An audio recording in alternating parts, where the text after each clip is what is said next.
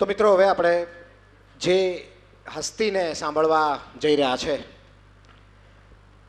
ગુજરાતમાં તો પ્રખ્યાત લેખક, ચિંતક, વિચારક તરીકે તેઓ ખૂબ જ અતિ પ્રસિદ્ધ છે. વિશેષ કરીને સવિશેષ આંબેડકરજીના જીવન, કવન અને એમના લેખ પુસ્તકો વગેરે માટે તેઓ ખૂબ જાણીતા છે. અને ગુજરાતીમાં દલિત સાહિત્ય તથા આંબેડકરજી વિષયક સાહિત્ય ઉપર જો કોઈ ગણીગાંઠી ઓથોરિટી હોય તો આપ શ્રી છો, ડૉક્ટર નાથાલાલ ગોહિલ. આપને વિનંતી, નાથાલાલજી, કે આપ આજે આંબેડકરજીના વિષય અન્વયે પ્રસિદ્ધ થનાર પુસ્તકમાં આપની ઉપસ્થિતિ છે, તો પ્રસંગ ઉચિત આપ બોલશો. શ્રી નાથાલાલ ગોહિલ.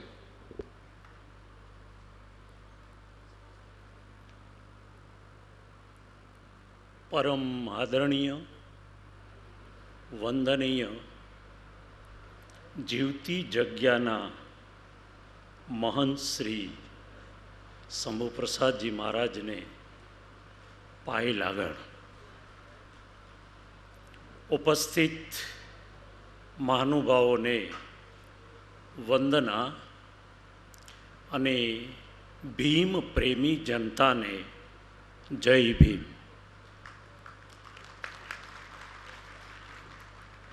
પ્રથમ તો આ ક્ષણને માણી લઈએ.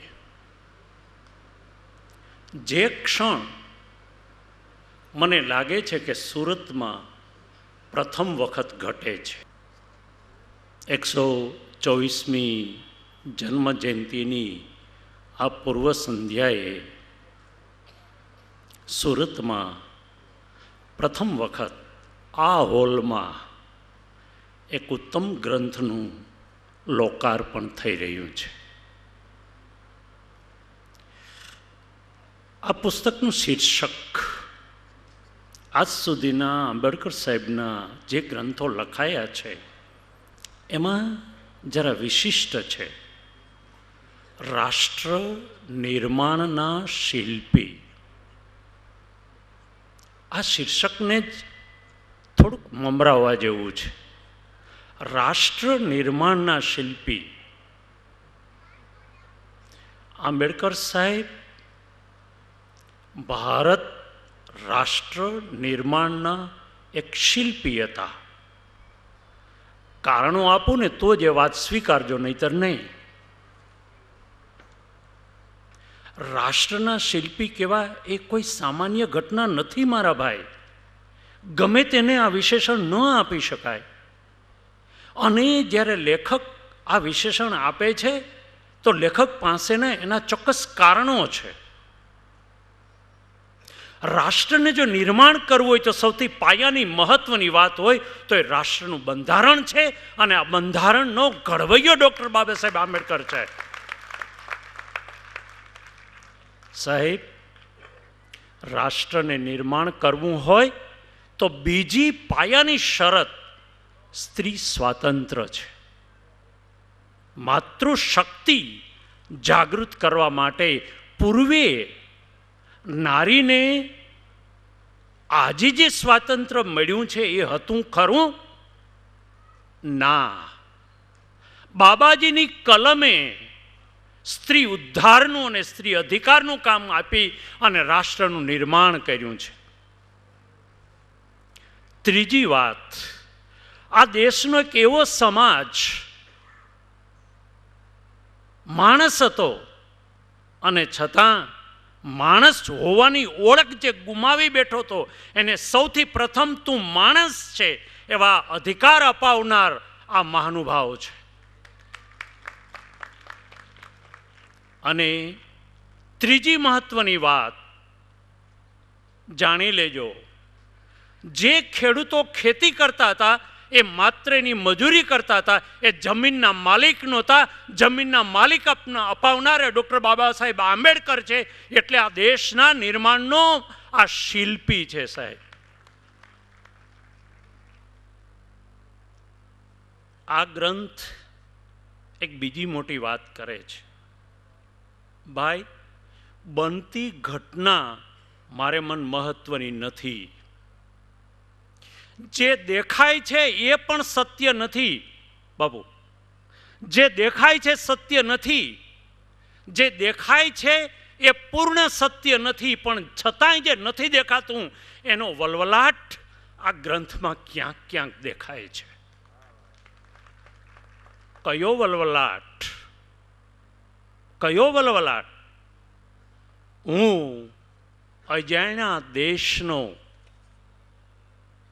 થાક્યો પ્રવાસી, હું અજાણ્યા દેશનો થાક્યો પ્રવાસી, લાગણી નામે હવેલી ક્યાં ખડી છે? આંબેડકર સાહેબના મનઃસ્થિતિની અંદર જે દર્દ છે એ દર્દની ઘૂંટણ મારે આપને કેવી છે. બાહ્ય ઘટના નહીં, છોડો યાર, અંદરની ઘટનાને ને અંદરની પીડાને તો તમે શોધો. તમે એમ માનો છો કે જે યુવાન સ્ત્રી જે ક્ષણે વિધવા બની છે ત્યારે બની છે? ના સાહેબ, ત્યારે નથી બની. સત્ય ઘટના બાબુ. 24 વર્ષે એક સ્ત્રી વિધવા બની, એક દીકરો ને એક દીકરી. દલિત સ્ત્રી વિધવા છે એની વાત કરું છું. એણે જે દીકરાને જે દીકરીને 22 વર્ષના મોટા કર્યા અને એ જ્યારે વડાવવા માટે ગઈ ત્યારે વડાવતા દીકરીને માથે હાથ મૂકીને એટલું જ કહ્યું કે બેટા તારો બાપ હોત તો મારે એક ક્ષણ જોઈએ છે. તો આંબેડકરની એવી કઈ ક્ષણો છે કે જે ક્ષણે આ બાબા બોલ્યો નથી અને વલવલાટ એને થયો છે? સાહેબ, રામજી શકપાલની આંગળી પકડીને જ્યારે નિશાળમાં દાખલ થયો અને એને નિશાળમાં પ્રવેશ નથી મળ્યો, જ્યાં બૂટ અને ચંપલ હતા ત્યાં બેસવાનું થયું છે. એનું લેસન કોઈએ જોયું નથી. એને પાણી પીવા માટે નળ જો પેલો કોઈ ચાલુ કરી દે ને દયા આવે તો એક ક્ષણનો વલવલાટ. વિશ્વની શ્રેષ્ઠ યુનિવર્સિટી કોલંબિયા યુનિવર્સિટીનો શ્રેષ્ઠ વિદ્યાર્થી તરીકે જે આવે અને એ ગાયકવાડજીની સલામ ગાયકવાડ સાહેબને અને એ અધિકારી બનીને આવે છે ત્યારે એનો પટાવાળો પેલી ચાદલ પાથરેલી છે એને ખેંચી લે છે કે દલિત અધિકારીના પગની રજ પડે એને હું પાછો સ્પર્શો નહીં. એક ક્ષણની વાત કરું છું. જે ક્ષણે બરોડાની અંદર એને રહેવાની જગ્યા ન મળે અને પારસીની લોજમાં જાય અને ત્યાંથી ભૂંડે હાલ એને નીકળવું પડે અને એ બરોડાના ગાર્ડનમાં એક ઝાડની નીચે આ માણસ રડ્યો તો એના વલવલાટની વાત મારે આપને કરવી છે. સાહેબ, આ ક્ષણોને પકડો. અને અમારા બદલામાં જોઈએ છે શું બાપુ? અમારા બદલામાં શું જોઈએ છે?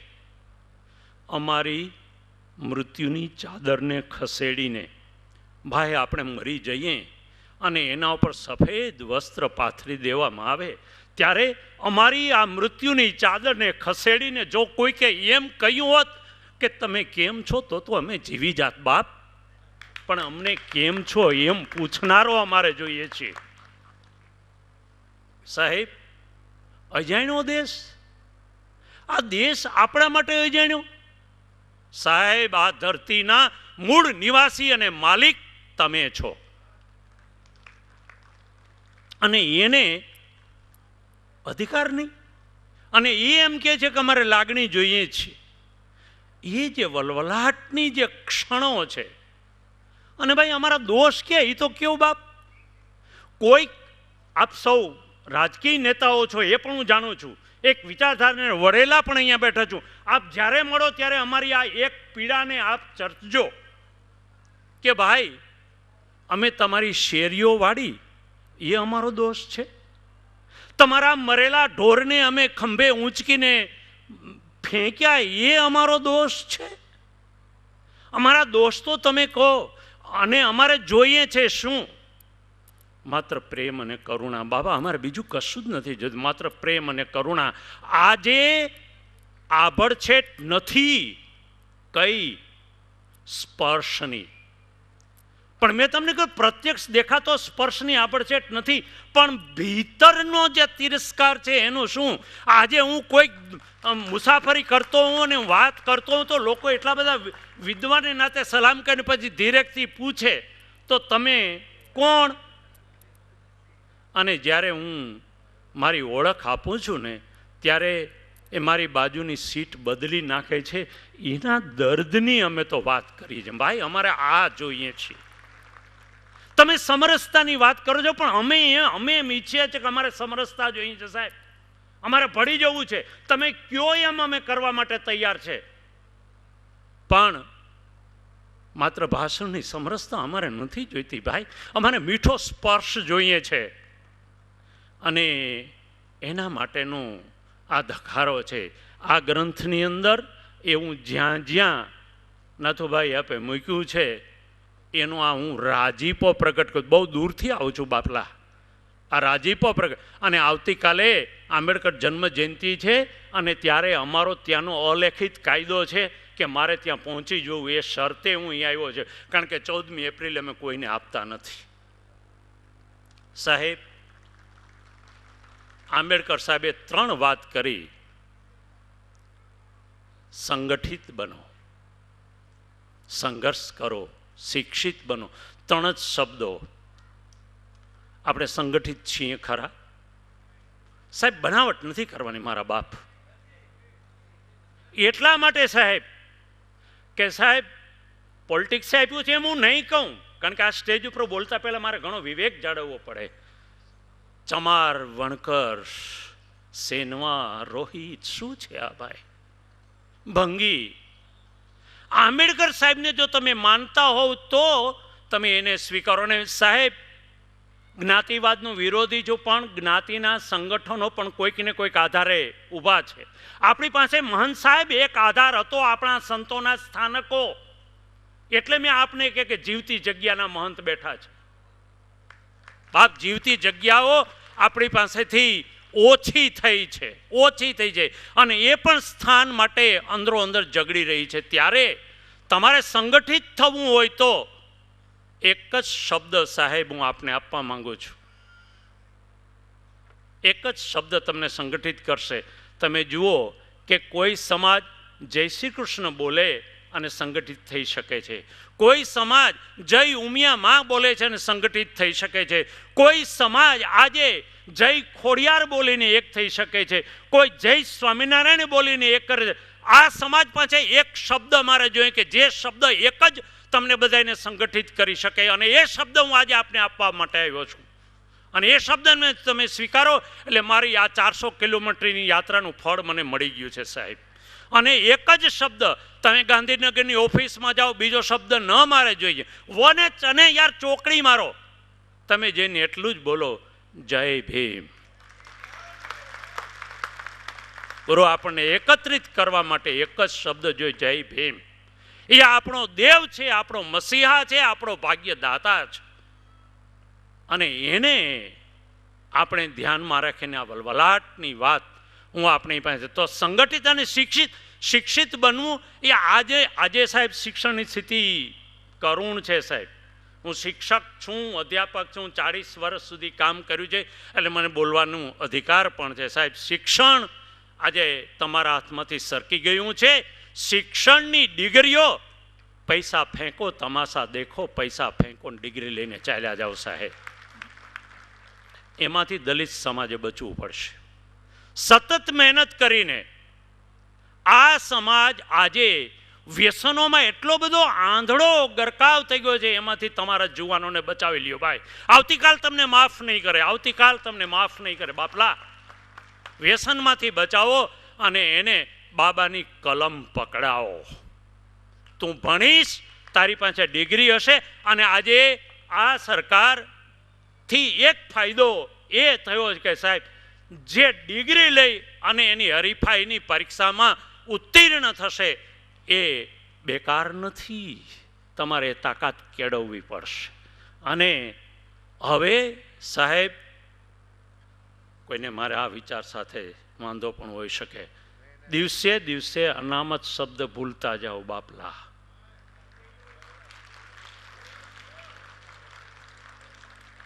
હવે મારો હક અને અધિકાર બાબા તે કલમે આપ્યો છે, અને હવે હું મારા તાકાતથી, મારા ભણતરથી, મારી એકતાથી આ તારો આપેલો અધિકાર હવે હું લઈને જંપીશ. આ સંઘર્ષની વાત છે. અંદરો અંદર સંઘર્ષની વાત નથી બાપલા.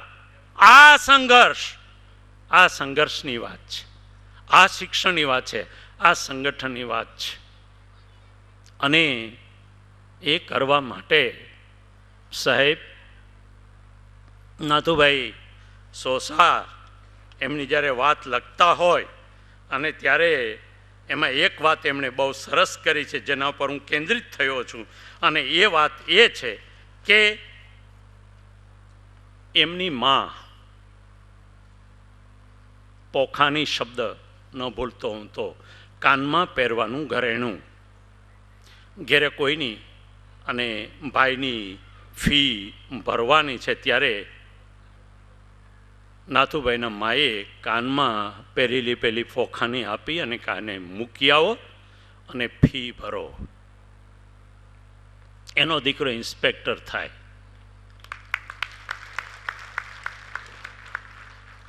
હું આપને બીજી વાત કરવા માંગુ છું. સાહેબ, આ પુસ્તક ભારત રત્ન ડૉક્ટર આંબેડકર સેજ આડ વાતમાં મારી વાત ન જ કહેવી જોઈએ, પણ શું કરવું. ભારત રત્ન ડૉક્ટર ભીમરાવ આંબેડકર એ ગ્રંથને 2010નો ગુજરાત રાજ્યનો શ્રેષ્ઠ ગ્રંથ તરીકેનો એવોર્ડ મળ્યો છે.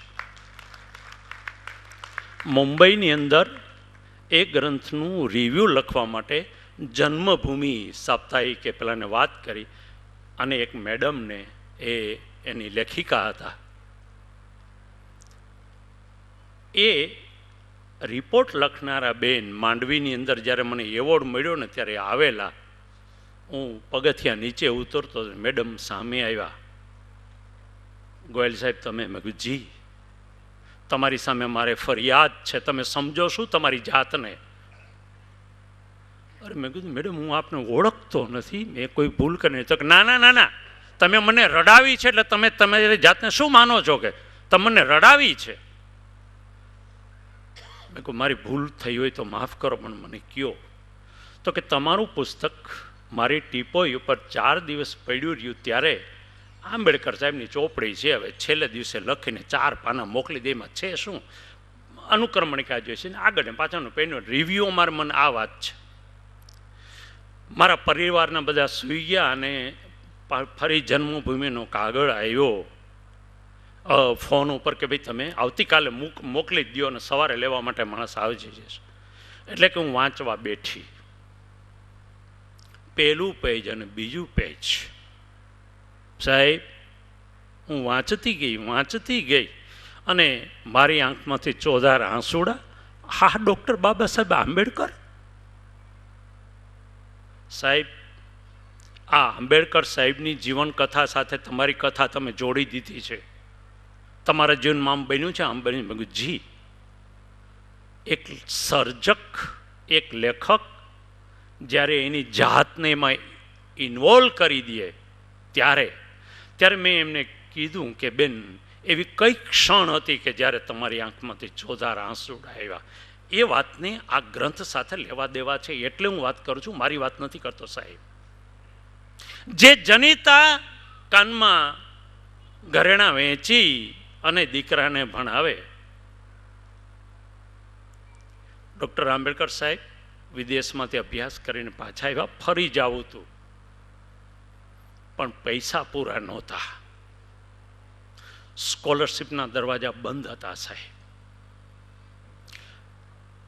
ઘરમાં રમા આવી, 2 પતિ પત્ની છે. એ પથારીમાં છે અને બાબાજી ઘડીક આમ જાય ઘડીક આમ જાય. રાત એની મેળે ને મેળે આગળ વધતી જાય છે, અંધારું ઘોર થતું જાય છે. પણ રમા આવી જોઈ ગયા કે બાબાજી આજે બહુ દુઃખમાં છે એટલે ઊભા થયા, હાથ જોડીને ઊભા રહ્યા. આપ મને પણ તમારા દર્દની વાત નહીં કરો? ત્યારે આંબેડકર સાહેબ એટલું કહ્યું કે રમા તને શું કહું, આપણી સ્થિતિની મને ખબર છે.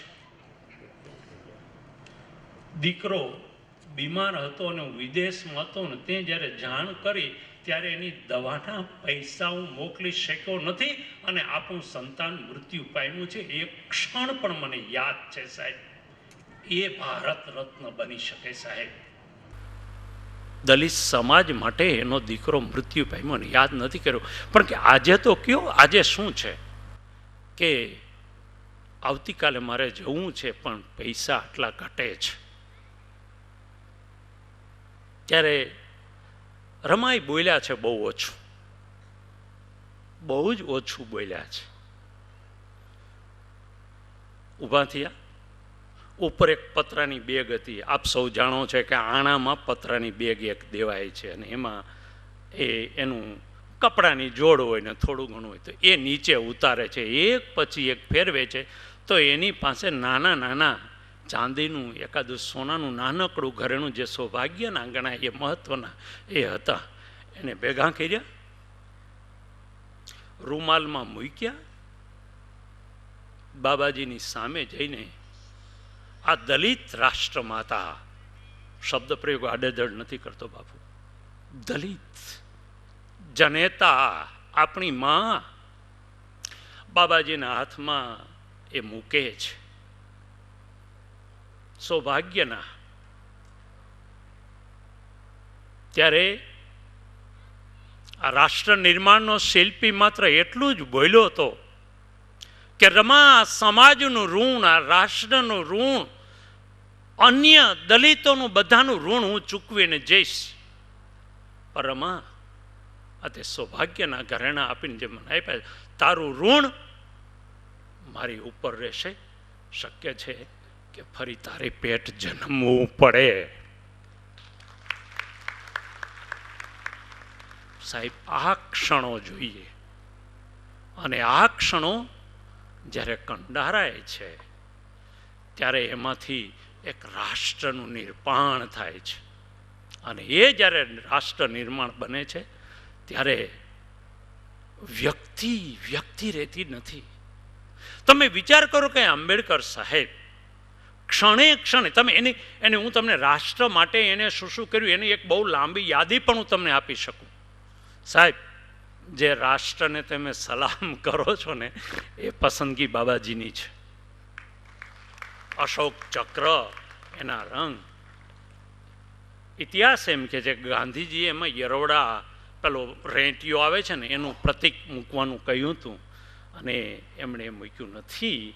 એમણે અશોક ચક્રને એમાં એ મૂક્યું છે.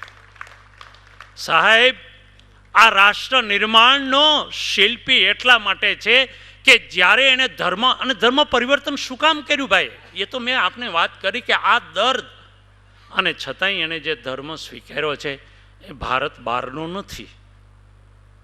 ભારત બહારનો નથી. એણે જો ખ્રિસ્તી ધર્મ સ્વીકાર્યો હોત તો આપણે સમસ્યા હતી. જો એણે ઇસ્લામ ધર્મ સ્વીકાર્યો હોત તો આપણે સમસ્યા હતી. પણ તથાગત બુદ્ધને એમણે સ્વીકાર્યા છે કે જ્યાં પ્રેમ અને કરુણા જ છે, માત્ર પ્રેમ અને કરુણા. એટલે હું આને ધર્મ પરિવર્તન પણ નથી કહેતો. માનવ સમાજનો આજે હું વિશ્વ માનવ સમાજની જો કોઈ શ્રેષ્ઠ જીવન જીવવાની શૈલી હોય તે બુદ્ધની શૈલી છે. આપણે પ્રેમ જોઈએ છે ભાઈ, આપણે કરુણા જોઈએ છે, આપણે મુદિતા જોઈએ છે. અને એ એમણે સ્વીકાર્યું અને એ એમને સંદેશો આપ્યો છે કે આ શિલ્પનું કામ છે. એટલે એ મિત્રો, 124માં જન્મની પૂર્વ સંધ્યારે માત્ર એક જ સંકલ્પ કરો કે જે સમાજમાં તમે જન્મ્યા છો એને નાની ઘટના નહીં માનશો. આ સમાજમાં હે પરમ તત્વ તે મને જન્મ આપ્યો છે તો આ સમાજનું ઋણ ચૂકવીને હું જઈશ. આ સમાજનું એક ઋણ મારા ને તમારા ઉપર છે, એને ચૂકવવાનું છે. અને જ્યારે ચૂકવવાનું છે ત્યારે મારે એક બનવું છે, અખંડિત બનવું છે.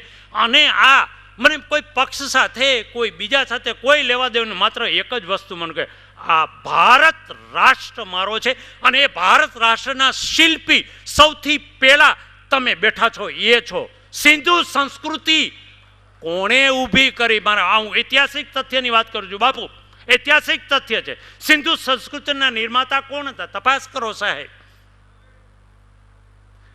એ સંસ્કૃતિના આપ માલિક છો. અને એ જ ભારત એનું નિર્માણ પણ આપે જ કરવાનું છે, આપે જ કરવાનું છે. એ જ એકતા, એ જ સમરસતા. અને યાર ભલે લોકો તિરસ્કાર કરતા, અમે તો માત્ર પ્રેમ વહેવડાવશું, અમે માત્ર પ્રેમ વહેવડાવશું.